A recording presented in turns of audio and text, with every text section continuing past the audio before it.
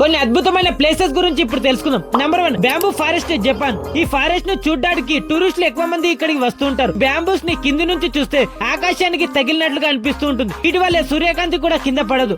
Number 2 sky lantern festival. ఈ festival Thailand లో జరుపుకుంటారు. ఈ ఫెస్టివల్ ని ప్రతి సంవత్సరం లన్న చంద్ర క్యాలెండర్ 2nd నెలలో పౌర్ణమి రోజున జరుపుకుంటూ ఉంటారు.